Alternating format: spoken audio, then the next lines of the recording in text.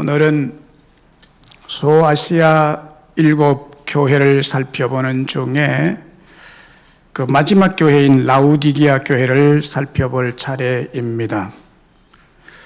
라우디게아 교회는 소아시아에서 가장 부유한 지역에 위치해 있었던 교회였습니다. 라우디게아라는 도시는 첫째로 은행업과 금융업이 아주 발달된 도시였습니다.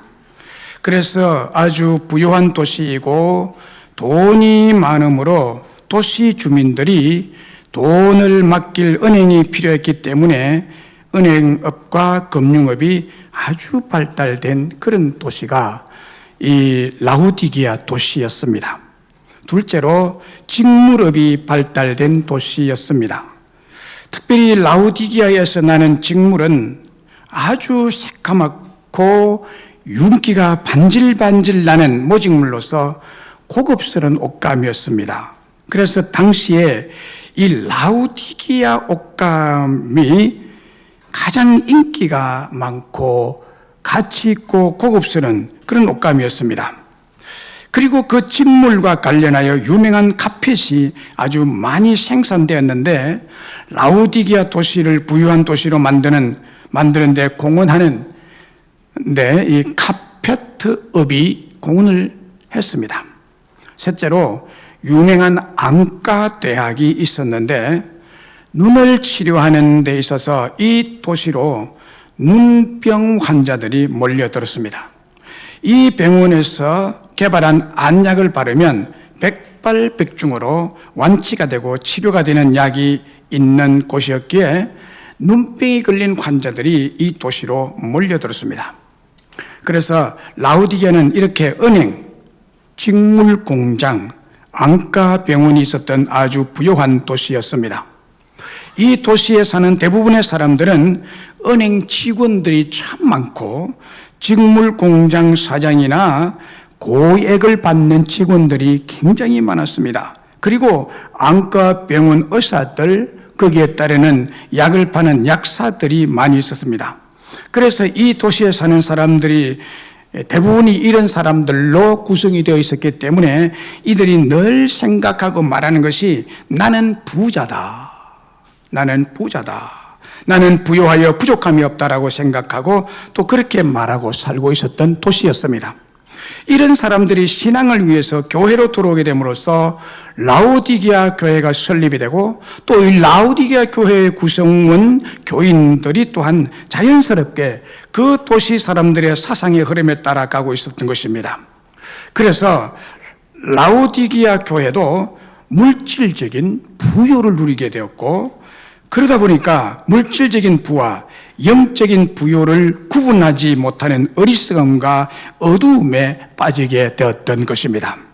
라우디게아 교회는 풍요로운 사회 속에서의 부의 프라이드를 영적인 생활 상태까지 오염시켜 놓았던 장본인이었습니다. 하나님께서 은혜를 주셔서 이렇게 행복한 삶을 누리고 있다고 생각하지 아니하고 내가 잘났어, 내가 부지런해서, 내가 능력이 있어서, 내게 돈이 많아서 부요를 누리게 되었고 나는 부유하여 아무 부족함이 없고 누구의 도움도 필요 없다고 하는 자만하고 오만한 삶의 태도를 보였습니다.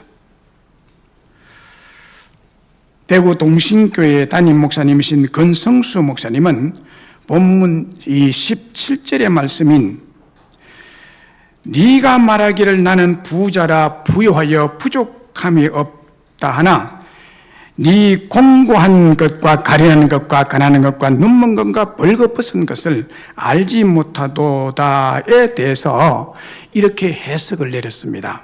신약 신학학자고 총신대 교수님을 역임한 분이십니다.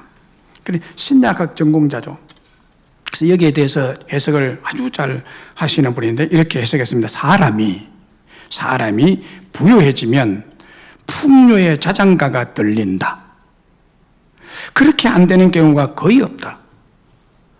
가난하고 어려울 때는 주님께 매달리고 늘 갈급한 마음으로 은혜를 사모하지만은 부유해지면 내가 이렇게 부유한 것을 보니까 내 신앙을 잘하나 보다. 그래서 하나님이 내게 축복해서 내가 잘 사는가 보다라는 교만한 생각이 든다.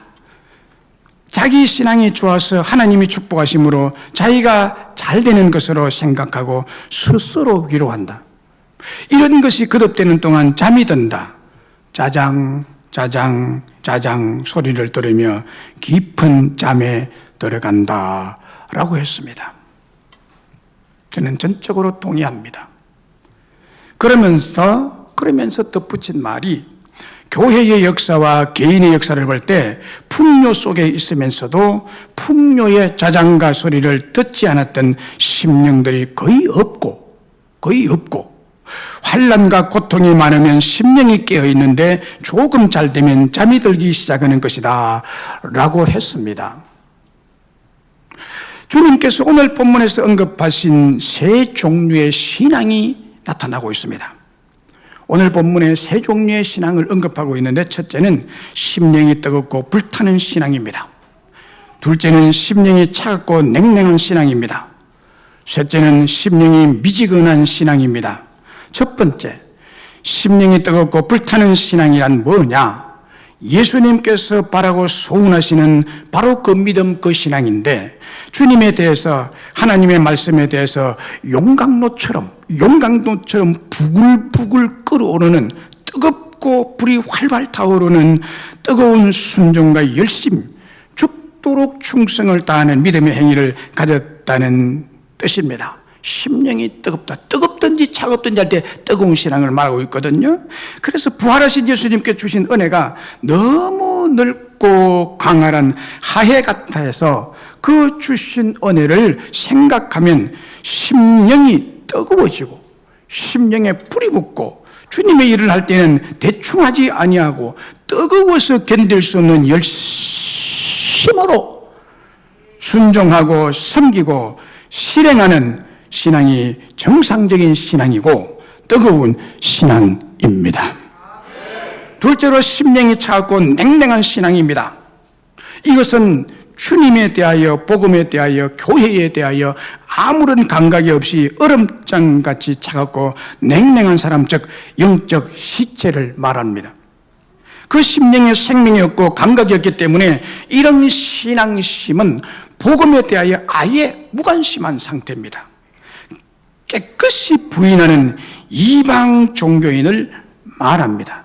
단적으로 말하면 부활하신 예수님에 대해서 불신자를 말하는 것입니다. 복음에 대해서 냉랭하고 적대 감정을 가지고 거부하는 자를 뜻합니다. 복음서나 사도행전에 보면은 세리들이나 장녀들이나 사울 같은 사람들을 일컬을 때 냉랭한 신앙인, 차가운 사람이라는 뜻입니다. 그런데 이런 사람들은 오히려 가능성이 있는 사람들입니다. 차가운 사람은 뜨거운 사람으로 변할 가능성을 가진 사람들입니다. 왜냐하면 이들의 심령에 복음이 들어가고 심령이 십자가의 복음에 부딪히게 되면 완전히 뒤집혀져서 새 사람이 될 가능성을 가진 사람들입니다. 그래서 세리들이나 장녀들이나 사울 같은 사람들이 복음에 부딪힘으로 많은 사람들이 회개하고 새 사람이 된 것이 성경에 기록되어 있습니다. 셋째로 심령이 미지근한 신앙입니다. 잘 아는 바와 같이 라오디게아 교회는 미지근한 교회라고 지적받고 있는 교회입니다. 이 미지근하다는 말은 뜨겁지도 차지도 않은 상태, 뜨거운 신앙도 아니고 차가운 신앙도 아닌, 뜨겁게 믿는 것도 아니고 아예 불신자도 아닌 상태를 말합니다. 대부분이 여기에 속하지 않나요? 미지근한 신앙은 열정적인 뜨거움도 차디찬 적대감도 가지지 않는 중간 상태를 말합니다.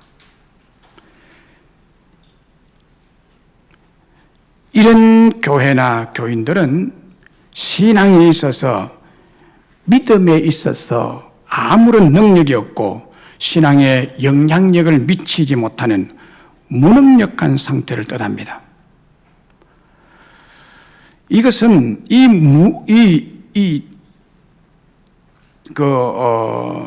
미지근하다는 것은요, 신앙이 미숙하다는 뜻이 아니에요. 미숙하다는 뜻이 아니에요.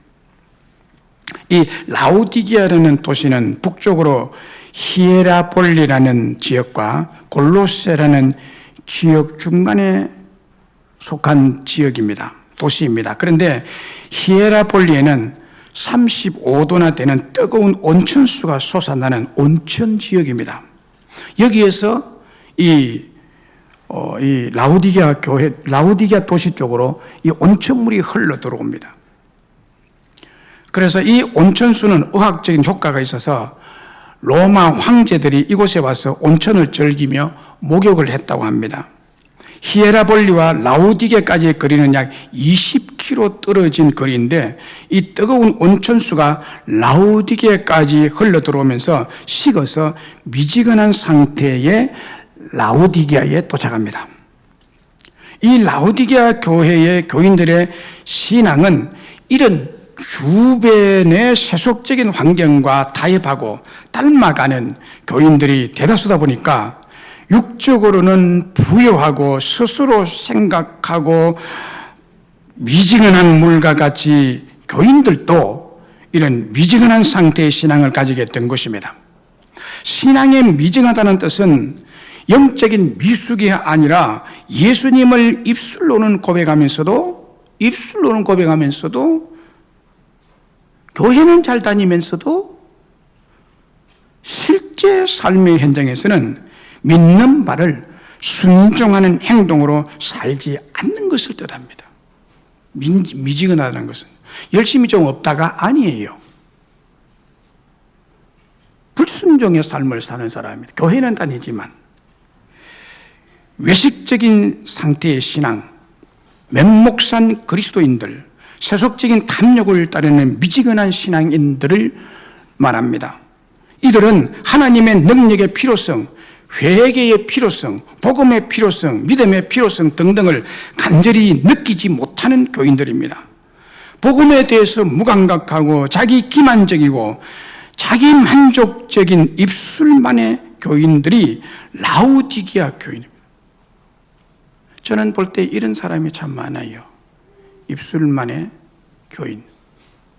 하나님 원하시지 않는 거예요. 굉장히 하나님이 싫어하고 메스꺼워서 토하여 버려버리는 그런 대상이 미지근함입니다. 신앙생활이나 믿음생활을 어릴 때부터 하고 혹은 오랫동안 믿는다고는 하지만은 머리로만, 입술로만, 이론적인 지식으로만 알고 있다면 정말 크나큰 문제입니다. 정말 무서운 문제입니다. 왜냐하면 그 이유는 매주 새벽마다, 매일매일 새벽마다 하나님의 말씀을 들어도 전혀 영적인 부딪힘이나 영적인 감동이나 영적인 느낌이나 도전, 은혜가 전무한 상태이기 때문에 정말 크나큰 문제가 되는 신앙이고 가장 무섭고 가장 위험한 거짓되고 윗선적인 신앙 행태가 이 미지근한 신앙 상태입니다. 미지근한 신앙이 가장 위험하고 가장 무서운 신앙입니다. 차든지 뜨겁든지 해라고 차라리 차면 가능성이라고 있지만은 미지근한 것은 가능성이 전혀 없는 위험하고 무서운 신앙입니다. 19세기 영국의 개혁주의 설교자였던 찰스 벌전 목사님은 라오디게아 교회의 미지근한 신앙에 대해서 이렇게 말했습니다. 나에게 12명의 진지한 심령들을 주십시오. 그리고 나를 런던의 어떤 곳에든지 내려놓아 주십시오. 그러면 우리는 하나님의 좋은 도심으로 곧 광야와 적박한 땅으로 행복하고 즐거워하게 만들 것입니다. 그러나 나에게 마음을 절반만 바치고 결단력이 없고 관심이 없는 여러분 모두를 주십시오. 그러면 내가 무엇을 할 수 있을까요? 여러분은 단지 사람들의 열정과 진정을 뒤로 잡아당기는 장애물, 마귀가 될 뿐입니다. 미지근한 교인 5,000명은 5,000개의 장애물입니다. 그러나 그리스도를 영화롭게 하고 영혼들을 구원하기로 결심한 12명의 진지하고 열정적이고 뜨거운 심령은 넉넉히 이깁니다. 그들은 약하고 소수이지만 거기에 하나님에게 더 많이 복을 받는 능력이 거할 것입니다. 미지근한 것보다는 차라리 아무것도 없는 것이 낫습니다. 라고 했습니다. 미지근한 신앙은 차가운 것보다 더 치명적인 지옥 백성이 될 가능성이 많습니다. 그래서 위험한 거예요. 이런 미지근한 상태의 신앙이라면 주님으로부터 신랄한 책망, 회개할 수 없는 마지막 심판을 받을 수밖에 없는 교인이요 교회입니다. 바로 이 마지막 교회인 라오디게아 교회가 칭찬 한마디 없는 책망과 경고와 권면뿐인 미지근한 교회였습니다. 그래서 대부분의 교인들과 설교자들은 이 교회를 향해서 율법적인 권면과 부정적인 생각을 가지고 있습니다. 마지막 7번째 교회는 라오디게아 교회, 미지근한 교회, 그 못쓸 교회다라는 생각을 가지고 있습니다. 그래서 이 본문을 설교할 때 회개하시오, 뜨거운 신앙을 가져야 됩니다, 뭐 이런 식으로 설교를 합니다. 그러나 이 서론이 좀 길었지만은 여러분, 우리는 이 교회를 향한 이 교회의 말씀을 하고 계세요. 이런 교회에 말씀을 하신 부활하신 주님께서 가지신 깊은 마음이 뭘까? 이 교회라는 주님의 깊은 마음을 살펴보아야 할 것입니다. 회복할 가능성이 희박한, 미지근하면 회복할 가능성이 희박해요. 이 설교를 들으면서 여러분 중에 미지근한 사람들, 입술로만의 맹목성의 그리스도인들을 많은 것 같아요. 회개를 철저히 하셔야 됩니다. 지옥 백성 됩니다. 이 회복할 가능성이 희박한 미지근한 라오디게아 교회를 향하여 말씀하신 주님의 깊은 마음이 무엇일까요? 주님의 깊은 마음, 부활하신 주님의 깊은 심중의 마음이 뭘까? 책망일까? 미지근하니까 가혹한 징계일까? 포기와 버림일까요? 아닙니다. 주님은 미지근한 신앙을 가진 자라도 친밀한 사랑의 교제를 나누며 뜨거운 신앙으로 회복하시기를 원하고 계십니다. 친밀한 사랑의 교제를 나누고 싶다? 그리고 뜨거운 신앙으로 교제를 나누면서 회복해 주고 싶다는 그런 마음이 여기에 깃들여 있습니다. 본문 19절 20절을 보세요. 물은 내가 사랑하는 자를 책망하여 징계하노니 그러므로 네가 열심을 내라 회개하라. 볼지어다 내가 문 밖에 서서 두드리노니 누구든지 내 음성을 듣고 문을 열면 내가 그에게로 들어가 그와 더불어 먹고 그는 나와 더불어 먹으리라 라고 했습니다. 여기에 본문 19절과 20절에 정말 복되고 놀라운 말씀, 은혜의 말씀이 숨어 있습니다. 그게 뭘까요? 그 말씀은 7 교회 중에서 가장 좋지 않고 가능성이 희박한, 그래서 메스껍고 토하여 내치고 싶다고 책망하여 징계하는 미지근한 신앙을 가진 라오디게아 교회를 향하여 내가 사랑하는 자라 그렇게 말합니다. 내가 사랑하는 자라. 사랑하고 계시대요. 내가 사랑하는 자라. 전혀 예상치 못한 표현을 하고 있습니다. 그리고 20절에도 정말 예상치 못한 말씀으로 다가가고 계십니다. 내가 문 밖에 서서 두드리노니 내가 그에게로 들어가. 토하고 내치고 싶은 그 사람에게로 들어가 그와 더불어 먹고 그는 나와 더불어 먹으리라고. 사랑하는 여러분, 지금 나의 마음을 두드리고 계시는 주님이 여러분 문 앞에 와 계십니까? 그림을 보세요. 바로 이 본문을 가지고 그린 명화죠. 성화 명화죠. 나의 문을 지금 두드리고 계십니다. 미지근한 신앙인을 향하여. 토하여버리고 싶은 미지근한 신앙을 가진 그 사람 속에 바로 내 마음 속에 오히려 들어가고 싶다고 말씀하고 계십니다. 그 마음속에 들어가서 그와 친밀한 사랑의 사귐과 교제를 나눌 것이라고 주님의 마음의 말씀을 여기에 하고 계십니다. 그리고 지금까지 책망하고 징계한 이유는 라우디게아 교회를 미워하거나 버리거나 포기하기 위한 것이 아니라 정말 사랑하기 때문이라고 하십니다. 차갑고 냉랭한 불신자보다도 더 위험하고 변할 가능성이 거의 없는, 그래서 토하고 싶고 포기하고 싶은 어려운 상대이지만은 그래도 사랑의 주님은 라우디게아 교회를 끝까지 사랑하는 자라고 표현하고 있습니다. 사랑하는 자.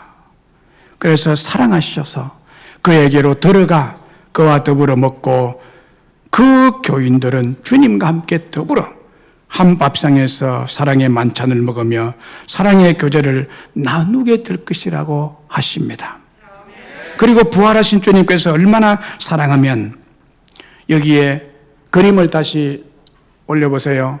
이 가시입니다. 가시나무가 엉클어져 있습니다. 문이 벌써 열은 지가 오래됐기 때문에 황폐되어 있습니다. 잘 열리지가 않는 것입니다.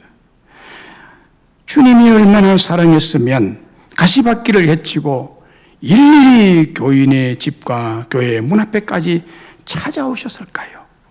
얼마나 사랑하면 여기에 찾아오셨을까요? 그리고 문 밖에서 열릴 가능성이 별로 없는 녹이 썰어 굳게 닫힌 문을 조심스럽게 두드리시며 사랑하는 사람이 안에서 문을 열어주기를 귀 기울이며 기다리시는 예수님의 사랑의 뜨거움과 열정, 그 사랑의 깊이, 사랑의 행동을 확인할 수가 있습니다. 그리고 여러분 기억하세요? 책망과 징계는 정말 사랑하는 마음이 가득하기 때문에 하는 것이에요. 하는 것이에요. 자, 말씀을 들어보세요. 잠언 13장 23절에 매를 아끼는 자는 그의 자식을 미워함이라. 자식을 사랑하는 자는 건실히 징계하느니라 라고 했습니다. 자식, 내 핏줄, 내 태에서 난 자식을 사랑하니까 건실히 징계하는 것처럼 하나님도 자기 자녀들인 라우디게아 교회와 지금 우리들을 책망하고 징계하시는 이유는 우리를 너무나 사랑하시기 때문이라는 거예요. 자식이 아무리 잘못해도 책망하지 아니하고 잔소리하지 아니하고 심지어 매를 들어 때리지 않는 부모는 그의 자식을 미워하는 행위라고 성경이 말하고 있습니다. 그 미워하는 행위라고. 사실이 그렇습니다. 매를 아끼는 자는 그 자식을 미워함이라고. 그 자식을 정말 사람되게 하기 위해서 사랑하는 부모는 그를 건실히 징계한다고. 잘못하면 매를 들어서 때린다고. 히브리서 12장 6절과 8절에 보면 주께서 그 사랑하시는 자를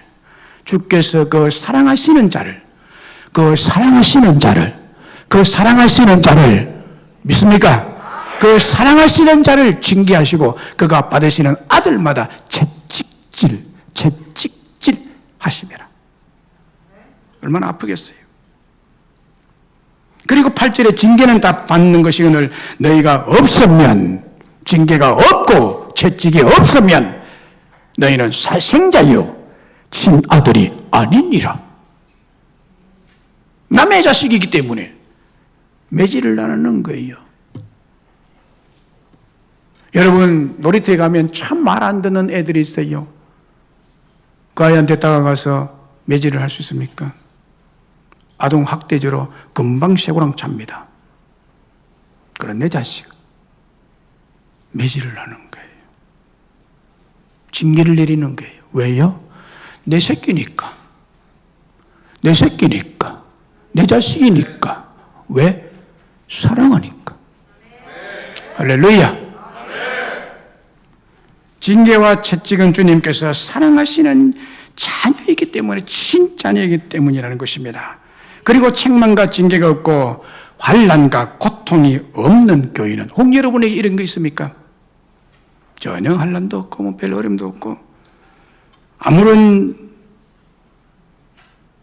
잘못이 없고, 그래서 어려움이 없고 환난이 없는 교인들이요 착각을 잘합니다. 내가 신앙생활 잘했어 그런가 보다. 내가 신앙생활 잘하니까, 종교생활 잘하니까 아무런 어려움 없는가 보다, 이래서 생각하는데요, 그게 아니에요. 그 반대예요. 나쁜 짓 해도 별 어려움이 없다면 그 사람은 하나님과 아무런 상관이 없는 자입니다. 상관이 없고 이방인이기 때문에 손을 대지 않습니다. 그 길로 지옥 가라고 내버려둡니다. 포기한, 기브업.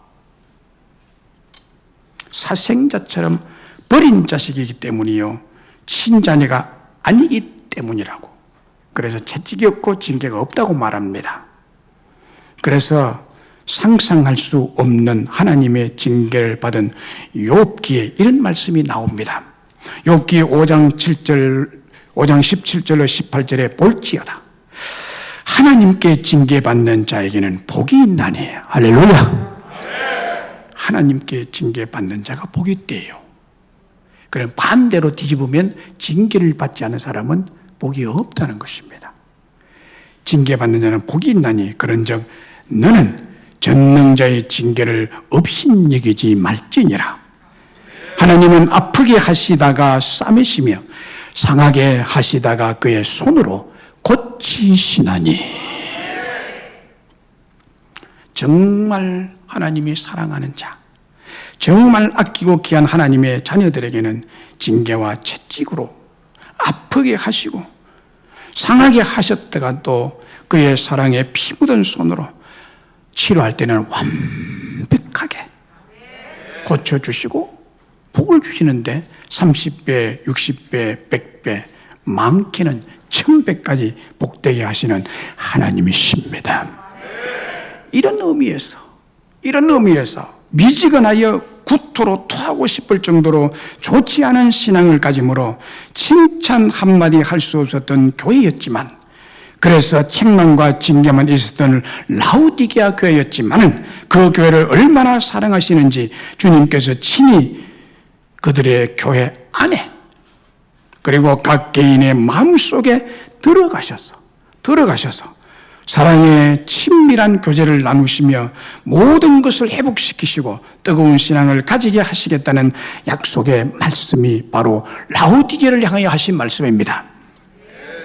미국 필라델피아에서 팀 하스라는 주차 빌딩 건축 설계 회사를 운영하는 하영록 회장이 있습니다. 그는 목사였던 아버지가 부산 용호동 옛 한센병 환자촌에 있었던 교회에서 목회를 하는 바람에 아버지를 따라 초등학교 6학년 때까지 한센병 환자촌에 살았습니다. 그의 아버지가 그곳에서 6년 동안 사역을 하다가 그곳을 방문한 미국 선교사들의 권유와 배려로 필라델피아로 이민을 가게 됩니다. 초등학교 6학년 때 졸업도 안 하고 이민을 갑니다. 12월경에. 미국에서 영어를 할 줄 모르므로 많은 따돌림과 아픈 유년 시절을 보내고 펜실베니아 대학과 동대학원 건축학과를 졸업합니다. 그리고 미국에서 가장 유명한 주차 빌딩 건축 설계회사에 취직을 하게 되고 그곳에서 인정을 받아서 초고속 승진을 하게 됩니다. 그래서 29세의 젊은 나이에 회사 중력이 되고 고액의 연봉을 받게 됩니다. 이 사람이 지은 책이 있습니다. 2권이 나와 있습니다. P31, W31. 반드시 사서 읽어보시기 바랍니다. 특별히 사업하는 자, 성공 마인드가 여기에 있고 지혜의 마인드가 여기에 있습니다. 그래서 그는 가정과 삶은 너무나 축복을 받고 고액 연봉자이기 때문에 부유하고 행복한 생활을 영위해 갑니다. 그가 회사에서 매 순간을 그의 정신이 최선을 다하며 섬기고 일을 했습니다. 예를 들면 상사가 커피를 한 잔 시키면 반드시 커피만 갖다 주는 것이 아니라 비스켓이나 빵을 함께 드리는 섬김을 했다는 것입니다. 상사가 10개를 하러 가면 그는 꼭 11개를, 12개를 했다고 합니다. 누구보다 성실히 그리고 열심히 일하면서 아메리칸 드림을 향하여 행복하게 달려가고 있었습니다. 그런데 불행은 예고 없이 찾아옵니다. 1991년 10월 어느 날 뉴욕으로 출장을 가던 길에 심실빈맥 증상이 나타났습니다. 심실빈맥 증상 잘 모르는데요. 이 심장 박동이 갑자기 빨리 뛰면서 그 자리에서 죽을 수 있는 아주 위험한 병이랍니다. 그런데 고속도로를 운행하고 있는데 이것이 발작이 된 거예요. 평소에 있는 것이 아니라 갑자기 일어났습니다. 그래서 고속도로 한가운데서 의식을 바로 잃고 맙니다. 사망에 이를 수도 있는 위험한 병이 발생한 것입니다. 급하게 병원으로 옮겨 2년에 걸쳐서 심장을 2번이나 이식을 합니다. 2년에 걸쳐서 심장 이식을 2번 하는데 생사의 고비를 넘나들며 엄청난 환난과 고통을 겪게 됐습니다. 이 일로 직장도 잃어버립니다. 수억 원의 병원비까지 지불하게 됐습니다. 그 후 그의 삶은 너무 어려워지게 되었습니다. 그렇지만 그가 그의 축복을, 하나님이 그에게 징계 후에 주신 축복을 이렇게 고백하고 있습니다. 내가 하나님의 말씀인 성경 말씀을 본격적으로 읽기 시작한 것은 하나님께서 억지로 병원 침대에 들어 눕혀서 이식 수술을 위해 입원했을 때였습니다. 라고 고백합니다. 병원 침상에 누워 하나님 말씀을 붙들고 성경 말씀을 읽고 또 읽으면서 하나님을 두려운 마음으로 바라보았다고 합니다. 그래서 병원은 자기에게 광야 같았다고 고백합니다. 자기는 의식이 있는 거의 모든 시간에 2년 동안 2번이나 심장을 이식했으니까요.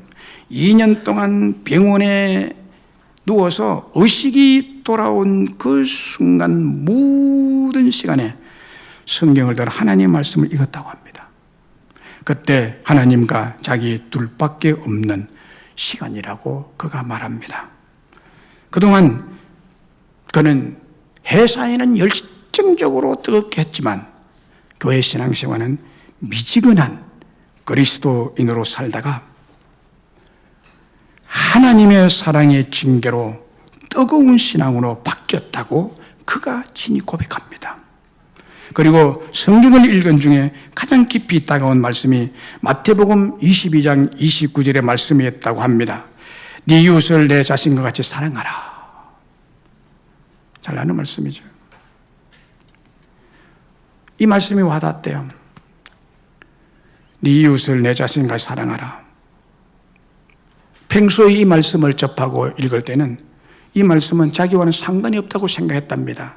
건강하고 잘 나갈 때는 그 말씀은 자기와 상관이 없고 이 말씀은 목사님이나 그래야지, 혹은 자선단체 사람들이나 그래야지, 성교의 은사를 받은 사람들한테나 해당되는 말씀으로 생각했는데 심장 이식을 앞둔 자기를 향하여 하나님께 주신 말씀으로 받게 되었다는 거예요. 그래서 이 사람이 가난한 자를 위해서 얼마나 많이 헌신하는지 몰라요.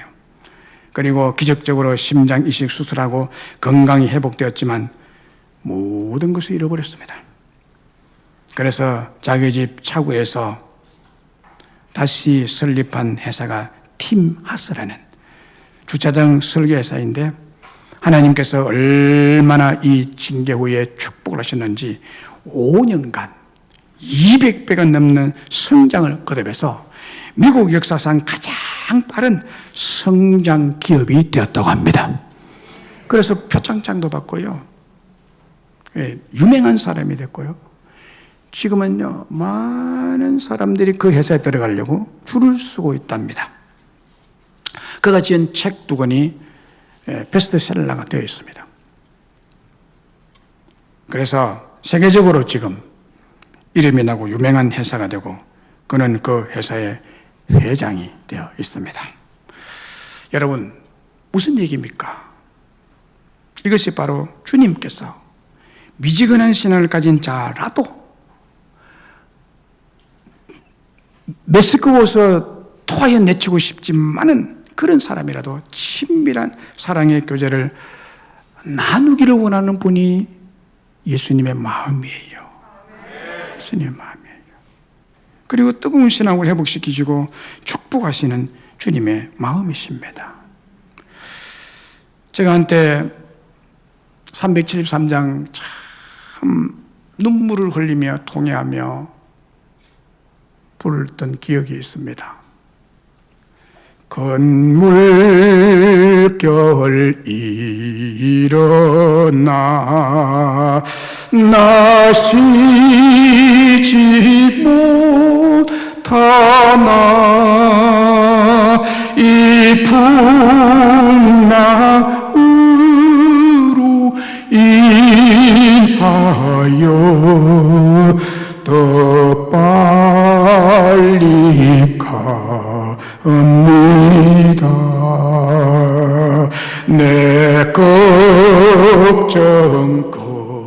근심을 시없게 하시고 내 주여 어두운 영혼을 곧 밝게 하소서.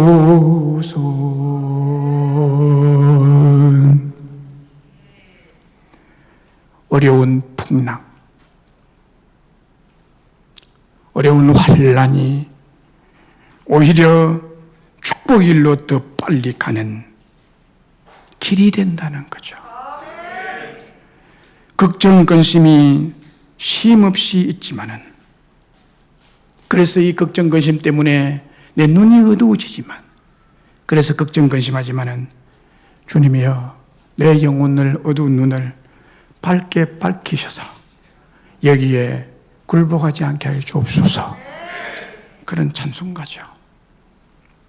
그렇습니다. 여러분, 평소에 영적으로 무디어서 잘 알아듣지 못하는 미지근한 신앙인에게 하나님께서 정말 사랑하시는 자에게 더 가까이 다가가셔서 책망하시고 징계하심으로 굳게 닫혔던 마음의 문을 두드리십니다.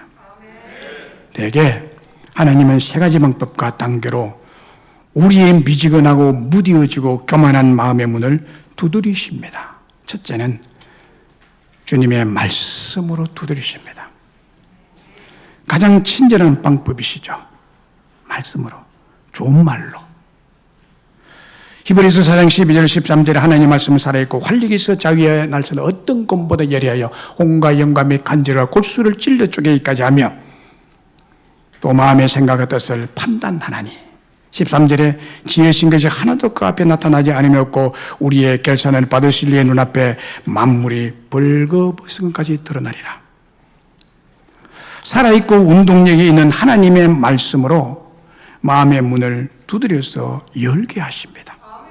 이 첫 번째 단계예요. 우리 인간은 하나님의 복된 말씀을 통해서 만문을 열고 회개하고 믿음을 가지게 되고 구원을 얻게 됩니다. 말씀 들을 때 믿음이 생긴다 그랬거든요. 그리고 하나님의 말씀을 들어서 설명하고 적용하는 설교를 들을 때 문득 자기 앞에 주님께서 마음의 문을 두드리시고 계신 것을 느끼고 변화된 사람이 참 많습니다. 둘째로 주님은 사람을 통해서 우리들의 마음의 문을 두드리십니다. 좋게 말할 때, 잘 말을 안 들을 때 이제 사람을 동원하십니다. 로마서 10장 14절로 15절에 보면 듣지도 못한 일을 어찌 믿으리요 전파하는 자가 없이 어찌 들으리요 보내심을 받지 아니하시면 어찌 전파하리요 기록된 바 아름답도다 좋은 소식을 전하는 자들의 발의함과 같으니라 했습니다. 여기에 보면요, 전파하는 자가 없이 어찌 들으리요 보내심을 받지 아니하시면 어찌 전파하리요, 하나님이 사람을 보내서 듣게 하신다는 거예요. 우리 성도들 중에 이런 고백을 저희 부부에게 하는 사람이 우리 성도들이 참 많아요. 그게 뭔가 하면 어릴 때부터 혹은 오랫동안 교회 다니면서 신앙생활을 수십 년 동안 하노라겠지만은 말씀의 은혜가 무엇인지 참된 신앙이 무엇인지 알지도 못하고 그저 그러려니 하고 다녔는데 명성교회에 와서 예배를 드리고 말씀을 듣는 중에 참 말씀이 말씀 같고 은혜를 받고 너무 감격스럽고 감사하다고, 명성교회 아니면 곤두박질 쳤다고, 가정이 파산됐다고, 명성교회에 와서 정말 하나님의 은혜와 바른 성도가 무엇인지를 알게 된 것이 은혜라고, 감사하다고, 감격하다고 하는 분들이 많이 있어요. 그래서 명성교회에 오게 된 것이 목사님 기적이라고 말해요. 그리고 목사님 만남으로 저와 우리 가정이 치료받고 살아나게 되었다고 고백을 하는 성도가 많이 있습니다. 그리고 이런 고백을 들을 때마다 저는 참 부족하기 한이 없는 저를 이런 도구로 사용하시다니 하나님께 한없이 감사합니다. 감사해요. 그리고 참 영광스럽게 생각합니다. 더욱 말씀을 전하고 또 이 말씀을 통해서 사람들의 만문을 여는 도구로 잘 쓰임받도록 사랑하는 여러분의 기도가 요청이 됩니다. 예수님은 그분의 택하신 종들을 통해서 우리들의 마음의 문을 두드리십니다. 셋째로 하나님은 피할 수 없는 섭리를 통해서 마음의 문을 엽니다. 좋은 말 할 때 안 들으면 사람을 보내서 말을 듣게 하고, 사람을 보내서도 안 들으면 하나님이 직접 섭리하십니다. 이 섭리란 무디어지고 미지근한 신앙을 가진 사람으로 하여금 하나님을 만남으로 그의 마음속에 예수 그리스도를 영접할 필요성을 마음속 깊이, 뼛속 깊이 몸으로 느끼도록 그 사람의 생활 속에 모든 일을 주장하시는 하나님의 계획을 말합니다. 그것이 섭리예요. 이것이 주로 선명한 사건으로 섭리합니다. 이제는 몸으로 느끼도록 부인할 수 없는 사건으로 하나님이 역사하십니다. 혹 사업에 부도가 날 수 있습니다. 때로는 중한 질병일 수도 있습니다. 때로는 크나큰 사고일 수도 있습니다. 예상치 못한 불행, 그리고 사랑하는 이와의 사비일 수도 있습니다. 이런 일을 통해서 사람들의 고집스러운 마음의 문을 여십니다. 누가복음 13장 1절로 5절에 보면 이런 말씀이 있습니다. 갈릴리에서 끔찍한 사건이 일어났는데, 끔찍한 사건이 일어났는데 그게 뭐냐면 빌라도 총독이 어떤 갈릴리 사람들을 사형을 시켜서 그 사람의 피를 뽑아서 그들이 제사 지낸 제물에 섞는 끔찍한 사건을 보고 두 사람이 와서 예수님께 그것을 알렸습니다. 이 사건의 말을 들으신 예수님께서 이렇게 대답하셨습니다. 너희가 무사하냐? 너희는 탈이 없는 줄 아느냐? 너희는 이 갈릴리 사람들이 이같이 해받음으로 다른 모든 갈릴리 사람보다 죄가 더 많아서 그런 끔찍한 사건의 주인공이 된 줄 아느냐? 아니라 너희도 만일 회개하지 아니하면 다 이와 같이 끔찍한 사건으로 망하리라. 또 실로암 망대가 무너져 치어 죽은 18사람이 예루살렘에 거한 모든 무사한 다른 사람들보다 죄가 더 있어서 그렇게 끔찍한 사건을 당한 줄 아느냐? 너희에게 이르노니 아니라 너희가 만일 회개하지 아니하면 다 이와 같이 망하리라. 사건을 통해서 눈으로, 피부로, 몸으로 부딪히게 하시면서 부인할 수 없는 선명한 사건으로 말씀을 하시며 마음을 두드리십니다. 그렇습니다. 이 세 가지의 경우를 통해서 대부분의 사람들은 문을 두드리시는 주님의 음성을 듣고 마음의 문을 활짝 열면 그때 주님께서 들어가십니다.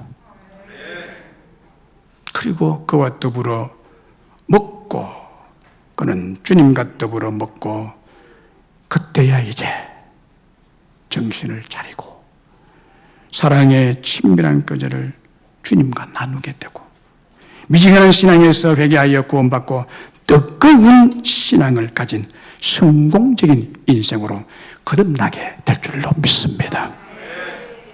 이게 라우디게에 하신 말씀이에요. 주님의 마음이에요. 그리고 부활하신 주님의 책망과 금명하신 말씀이 뭡니까? 회개하라. 열심을 내라. 회개하라. 열심을 내라. 본문 17절 19절에 네가 말하기를 나는 부자라 부여하여 부족함이 없다 하나 네 공고한 것과 가련한 것과 가난한 것과 눈먼 것과 벌거벗은 것을 알지 못하는도다. 내가 너를 권하노니 내게서 불로 연단한 금을 사서 부요하게 하고 흰옷을 사서 입어 벌거벗은 수치를 보이지 않게 하고 안약을 사서 눈에 발라 보게 하라. 무릇 내가 사랑하는 자를 책망하여 징계하노니 그러므로 네가 열심을 내라. 회개하라. 책망의 말씀은 신앙이 미지근하여 뜨겁지도 아니하고 차지도 아니하며 내 입에서 너를 토하여 버릴 것이라는 말씀과 또 나는 부자라 부여하여 부족함이 없다고 착각하고 교만한 것을 책망하신 것입니다. 그리고 금면하신 말씀은 네 공고한 것과 가련한 것과 가난한 것과 눈먼 것과 벌거벗은 것을 치료하기 위해서 나에게서 예수님에게서 불로 연다는 금을 사서 부요하게 하고 흰옷을 사서 입어라. 네가 빨가벗고 다닌다. 벌거벗은 임금님처럼 다닌다. 그 수치를 보이지 않게 해라. 안약을 사서 눈에 발라 보게 하라. 라우디게아에 안약이 많지 않느냐? 유명한 안약이 라우디게아에 있지 않느냐? 보게 하라. 그리고 네가 회개하고 열심을 내라고 건면합니다. 라우디게아 교회 교인들은요, 세상 물질은 부였지만 그들의 영적 심령의 상태는 공고하고 가련하고 가난했습니다. 미지근한 상태였습니다.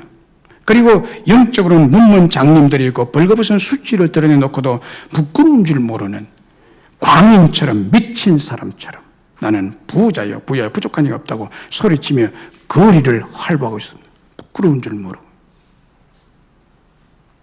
원래 이런 사람 부끄러운 줄 몰라요. 미지근한 사람, 어두움에 갇힌 사람, 미련한 사람.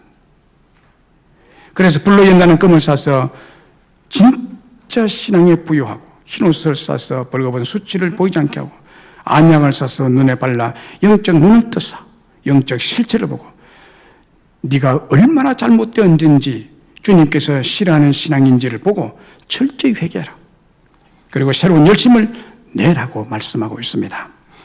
사랑하는 여러분, 오늘 본문에 계속해서 금을 사라, 옷을 사라, 안약을 사라고 하십니다. 사라는 것은 돈으로 값을 치르고 사라는 뜻이 아닙니다. 하나님의 상징적인 말씀으로서 실제적인 뜻은 여러분 자신이 높고 거룩하신 하나님 앞에 여러분 자신이 겸손하게 낮아져서 그 권위와 능력 앞에 무릎을 꿇고 그 이름으로 부르며 믿음을 가지고 부지런히 그리고 열심히 나아가는 것입니다. 이것이 사는 거예요. 사는 거예요. 열심히 그리고 회개함으로 기도하고 찬송하고 예배하고 전도하고 사랑하고 헌신함으로 나아가는 것을 사는 것이라고 표현하고 있습니다. 그때 공고하고 가련하고 가난했던 심령이 치유되고 흰옷을 입고 벌거벗은 수치가 없어지고 영적 눈이 열려짐으로 진정으로 참된 부요와 축복과 행복을 누리게 될 줄로 믿습니다. 회개하고 하나님께 열심히 했던 다윗을 보세요. 그는 시편 23편에서 어떻게 고백합니까? 여호와는 나의 목자시니 그가 나를 푸른 풀밭에 푸른 초장에 쉴만한 물가로 인도하시고 원수의 목전에서 풍성한 잔치상을 차려주시고 기름으로 내 머리에 부으셨으니 내 잔이 넘치게 하시고 내가 여호와의 집에서 영원히 살 뿐만이 아니라 모든 삶에 부족함이 없도록 참된 부요와 축복과 행복을 누리게 되었다고 고백하지 않습니까? 사랑하는 여러분, 주님께서 책망하고 건면하고 징계할 때 회개하셔야 됩니다. 말씀으로 말할 때, 사람 통해서 직접 알아듣게 말할 때, 그래도 안 들으면 사건을 통해서 몸으로 뼛속 깊이 느낄 수 있게 말씀하실 때, 메시지를 줄 때 들으셔야 합니다. 회개하셔야 됩니다. 이걸 모르고 이 메시지도 모르고 회개 안 하면요 안 되죠. 안 되죠.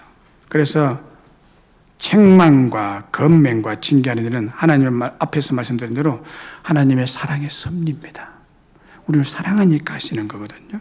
성령님의 사랑의 역사인 줄로 믿습니다. 그러므로 건면과 책망과 징계를 통해서 말씀하시는 말씀을 거역하고 불순종하고 끝까지 강팍하게 되면 무섭고 비참한 심판이 기다리고 있습니다. 이 예를 성경 속에서 대표적으로 네 인물을 소개해 드리겠습니다. 첫 번째, 12제자 중에 한 사람인 가룟 유다입니다. 그는 3년 동안 전능하신 하나님이신 예수님을 따라다니며 동행하며 제자로서 훈련을 받았습니다. 그 따라다니고 훈련받느라 고생 진짜 했겠죠. 요즘 실제 말로 개고생한 사람이 가룟 유다입니다. 11 제자들은 기쁨으로 했지만 마음문을 안 여는 이 깡팍한 가룟 유다는 개고생이죠. 고생 많이 했습니다. 마지막까지 예수님의 말씀에 마음의 문을 열지 않고 더욱 깡팍하게 되어 마지막에 스승을 겨우 은 30에 팔아먹는 배신자, 배반자가 됩니다. 예수님은 적어도 5번 이상 말씀으로 그에게 예고하고 경고했습니다.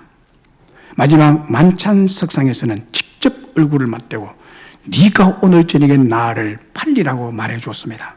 그러나 가룟 유다는 그 말이 끝나기 무섭게 회개하지 않고 문을 박차고 나가버립니다. 성경은 가룟 유다가 이 말을 듣고 문을 박차고 나가니 밤이었더라. 그의 앞길은 캄캄한 밤이 전개된다는 암시적인 시간이에요.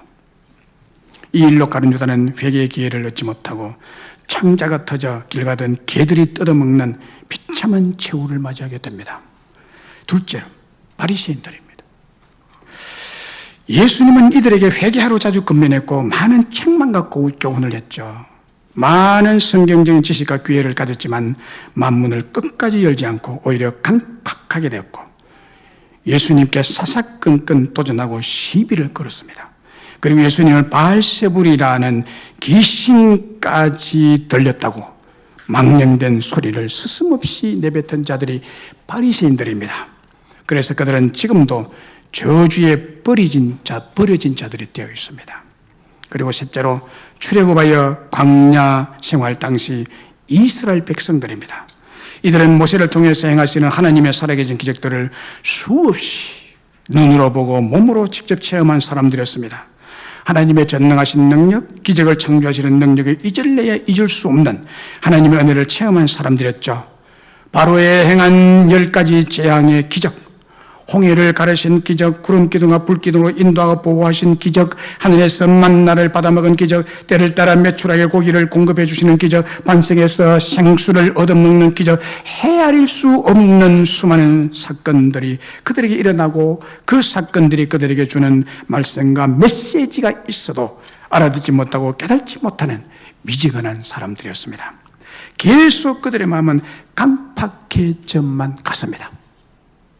말씀을 들을수록, 기적을 볼수록 눈만 뜨면 불평과 원망을 쏟아놓았습니다.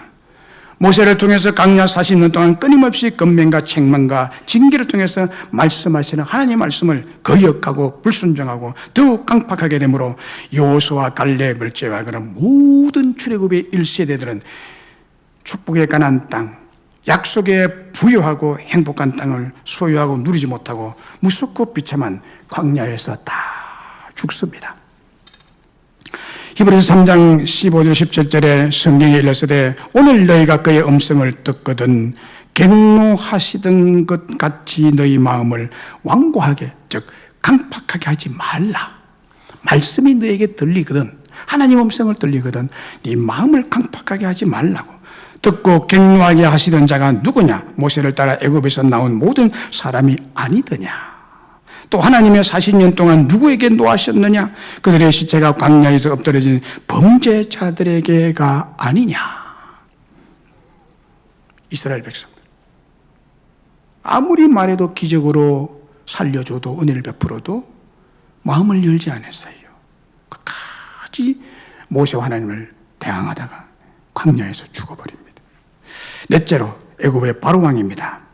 애굽의 바로 왕도 모세의 요구를 들어주지 않으므로 그와 그의 나라 전체에 내려지는 재앙의 심판을 받게 되죠.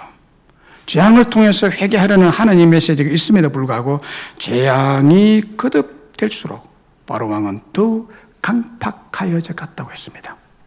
그 강팍한 심령은 결국 이스라엘을 잡으려고 뒤쫓아오다가 홍해에서 심판받고 그의 군사들과 함께 몰살당하고 맙니다.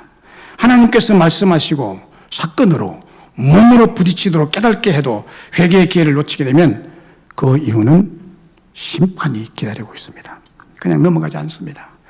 출애굽기 14장 4절 8절 17절에 내가 바로의 마음을 완악하게 한 자, 여호와께서 애굽 왕 바로의 마음을 완악하게 하였으므로 내가 애굽의 사람들의 마음을 완악하게 할 것인즉, 하나님이요 버린 자는, 사생자는 마음을 강팍하게 만들어버려요. 하나님께서 바로의 마음을 강팍하게 완악하게 하니까 회개할 마음이 생기지 않고 더 악해져서 비참한 하나님의 진노의 심판을 받고 홍해에서 멸망당하고 맙니다. 여러분 어떻습니까? 여러분이 하나님 앞에서 신앙생활을 하면서 마음이 어떻습니까? 무덤덤하십니까? 뭔 말인지 모르십니까? 모르겠습니까? 누구를 바라보십니까?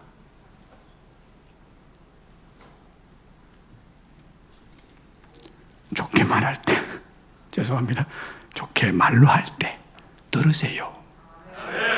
회개의 기회를 가지세요. 그리고 그냥 있으면 안 돼요. 열심을 내라. 신앙은 뜨겁게 하는 것입니다. 말씀했습니다. 주님께 책망하시고 권면하고 징계할 때 만문을 활짝 여시고 회개의 열심을 내셔야 합니다. 뜨거운 신앙을 가지셔야 됩니다. 세상으로 가지 마세요. 왜 세상에서 선생들이 있습니까?